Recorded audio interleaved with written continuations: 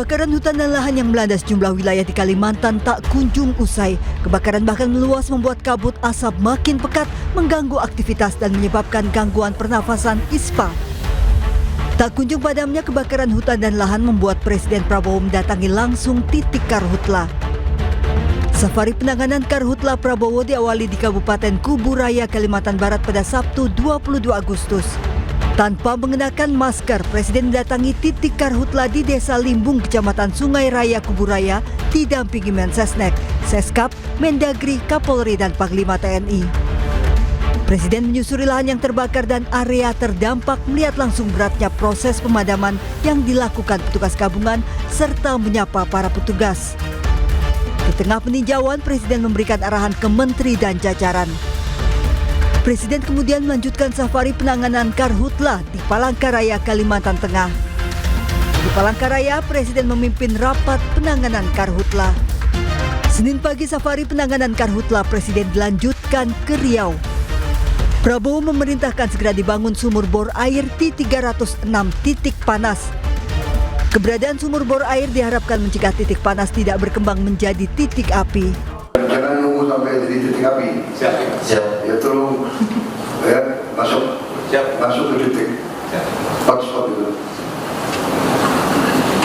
Segera aja masuk ke ambil tindakan dini. Dari Riau, Presiden melanjutkan pemantauan ke Palembang, Sumatera Selatan dan memimpin rapat penanganan karhutla di Bandara Sultan Mahmud Badarudin II, Palembang. Dalam ratas bersama Presiden Prabowo Subianto di Palembang, Sumatera Selatan, Mendagri Tito Karnavian memerintahkan seluruh jajaran Pemda, TNI, dan Polri mengumpulkan masyarakat yang kerap membakar lahan dan hutan, serta mengedukasi agar tidak melakukan pembakaran. Jika setelah diedukasi masyarakat tetap membakar hutan dan lahan, Tito mendesak aparat penegak hukum bertindak tegas. Tim Liputan iNews melaporkan. Dari teman-teman. Dan untuk membahas lengkapnya mengenai kondisi kebakaran di Palangkaraya, Kalimantan Tengah, sudah ada pelaksana tugas Kabid Kebakaran dan Pengendalian Operasi BPBPK Kalimantan Tengah, Simerman. Selamat sore Pak Simerman. Selamat sore. Baik, terima kasih telah bergabung bersama kami di iNews Sore di tengah tugas berat yang sedang Anda dan tim laksanakan di lokasi. Pak Simerman, sejauh ini bagaimana evaluasi pemadaman di sana? Apakah masih ditemui kendala-kendala yang berarti? Baik, untuk saat ini memang kendala yang paling dirasakan oleh tim pemadam kebakaran di lapangan adalah minimnya sumber air. Jadi kita memang sangat mengandalkan mobil-mobil tangki air yang kita gerakkan dari posko Karhutla di Kalimantan Tengah. Itu aja kendala utama yang paling Apakah untuk menuju ke lokasi terdampak ini masih ditemui? Oke, Pak Simerman, apakah untuk menuju lokasi terdampak ini masih ditemui kendala-kendala untuk akses menuju lokasi? Akses menuju lokasi karena sekarang penyebaran kebakarannya sudah mendekati arah perkotaan.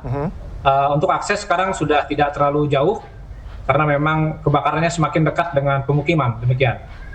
Kecamatan mana saja atau wilayah mana saja di Palangkaraya yang menjadi titik rawan tertinggi karhutla?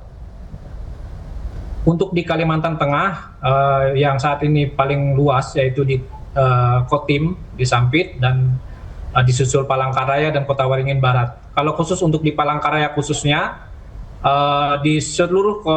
hampir di seluruh kecamatan yang di sekitar kota, ini sudah banyak titik kebakaran dan perluasan kebakaran terjadi.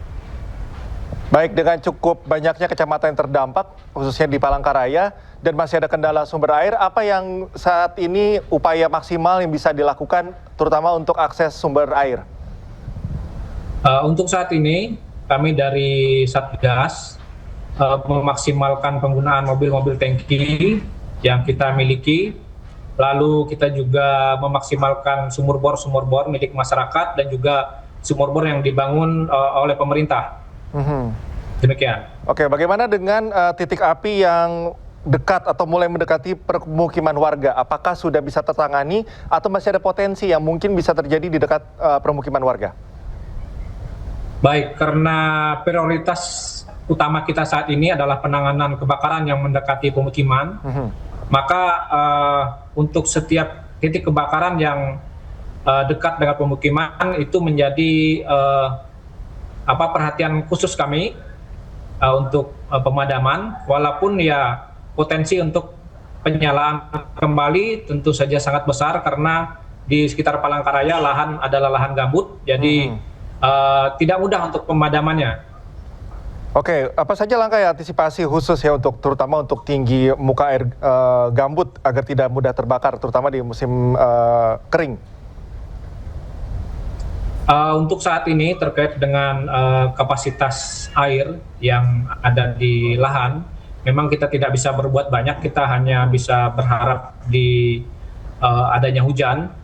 Namun demikian kita selalu memberikan informasi dan edukasi kepada masyarakat yang lokasinya sudah dekat sekali dengan kebakaran untuk selalu waspada dan segera melaporkan kepada pihak Satgas jika terjadi penyalaan kembali. Dan juga masyarakat juga kami himbau untuk memaksimalkan sumur bor yang mereka gunakan sehari-hari untuk pendinginan di sekitar pemukiman mereka. Baik Pak Simerman, terima kasih telah berbagi informasi bersama kami di Aini Sore. Tetap jaga kesehatan selalu dan semoga kendala-kendalanya juga bisa segera teratasi. Salam sehat selalu Pak Simerman, terima kasih. Baik, terima kasih. Salam sehat untuk seluruh rekan-rekan di Jakarta. Baik, selamat sore. Selamat sore. Kita beralih ke informasi lain, pemirsa. Rentetan gempa bumi masih kerap mengguncang wilayah Nusa Tenggara Timur. BMKG mencatat 7.029 gempa susulan terjadi setelah gempa utama berkekuatan magnitudo 7,7 mengguncang Flores, Nusa Tenggara Timur.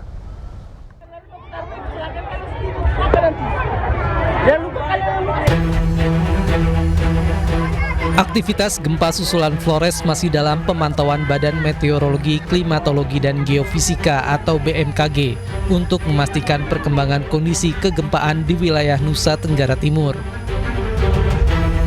BMKG mencatat gempa susulan terbesar memiliki kekuatan magnitudo 6,2. Dari ribuan gempa susulan, sebanyak 32 gempa memiliki magnitudo di atas 5 dan tidak berpotensi tsunami. Selain itu, 141 gempa susulan dirasakan masyarakat di sejumlah wilayah terdampak. Total gempa susulan yang terjadi sebanyak 7.029 setelah gempa utama magnitudo 7,7 yang terjadi pada 15 Agustus lalu. Masyarakat diminta tetap waspada, namun tidak panik menghadapi aktivitas gempa yang masih berlangsung. Warga juga diimbau menjauhi bangunan yang mengalami kerusakan akibat guncangan gempa. Tim Liputan iNews melaporkan. Memasuki hari ke-11 penanganan bencana di Kabupaten Nagekeo, Nusa Tenggara Timur tercatat 9.644 rumah warga mengalami kerusakan. Pasca gempa, warga berharap pemerintah membangun benteng untuk mencegah air pasang yang kian merusak rumah mereka.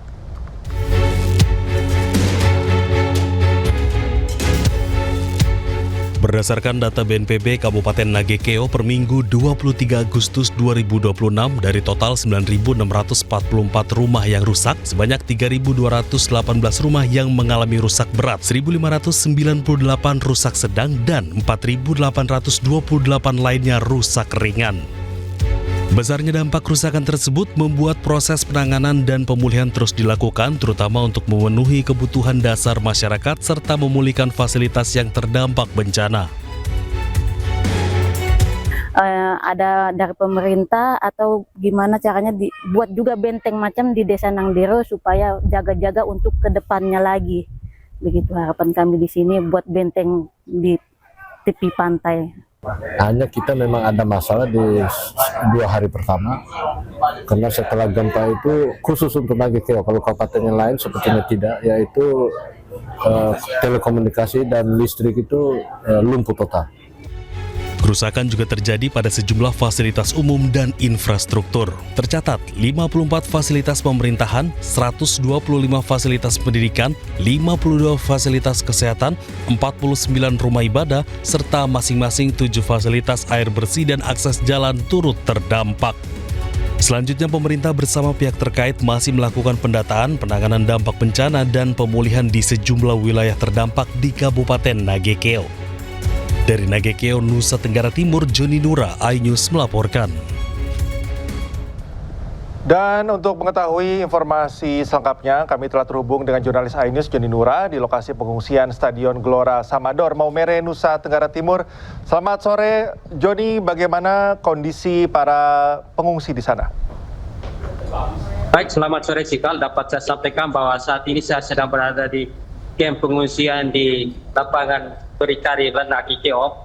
Saat ini para pengungsi sedang berduduk santai di depan tenda dan melihat kegiatan yang dilakukan oleh polisi terkait trauma ini terhadap anak-anak yang berada di kamp pengungsian ini sendiri. Cikal, dapat saya sampaikan bahwa total pengungsi di Kabupaten Nagri Keo sendiri sudah mencapai 49.059 jiwa. Korban yang luka-luka mencapai 100 orang dan yang meninggal mencapai 15 orang, Cikal.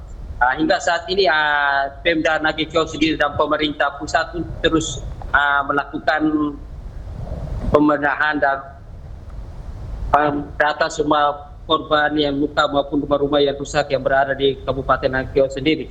Cikal, dapat saya sampaikan juga bahwa rencananya besok Bapak Presiden Prabowo Subianto akan berkunjung ke Kabupaten Nagri Keo dan melihat langsung korban gempa bumi yang ada di Kabupaten Nagri Keo sendiri. Baik, Joni, untuk distribusi bantuan logistik apakah sudah diberikan atau tersalurkan secara merata, dan bisakah Anda sambil menunjukkan kepada kami situasi terkini di tenda-tenda pengungsi, Joni?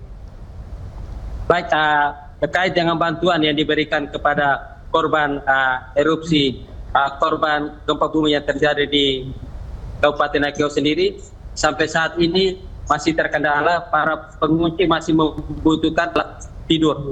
Dan inilah suasana terkini di kamp pengungsian di lapangan Berdikari Nagri Keo. Para pengungsi lagi bersanteria dan ada yang sedang menikmati makanan yang mereka bawa. Dan inilah kondisi para pengungsi, mereka masih terus tidur di bawah, dialasi oleh tanah, dan mereka sangat membutuhkan alat tidur seperti kasur. Begitu, Cikal. Ya, lalu bagaimana dengan obat-obatan? Apakah sudah tersedia secara lengkap di sana? Ya, benar sekali, Cikal. Kalau terkait obat-obatan, para pengungsi mengaku bahwa mereka mendapatkan obat secara gratis memang cukup banyak. Cuma yang mereka butuhkan sekarang adalah terkait alas tidur yang sangat dibutuhkan dan kebutuhan bayi dan balita di lokasi ini sendiri, Cikal. Baik, Joni, terima kasih atas informasinya. Selamat bertugas kembali, Joni. Pemirsa, bus yang ditumpangi Aliansi Masyarakat Pati Bersatu dilempar batu hingga kaca pecah saat menuju ke Jakarta. Informasi selengkapnya hadir usai jeda. Tetaplah di iNews Sore.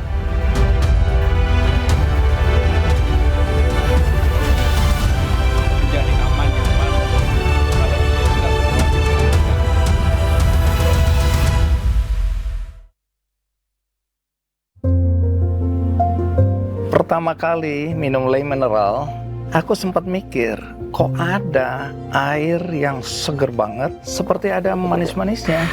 Dari mana ya rasa manis-manisnya ini? Saya lihat sendiri pabriknya. Lem mineral, airnya dari sumber pegunungan asli, kaya akan mineral alami.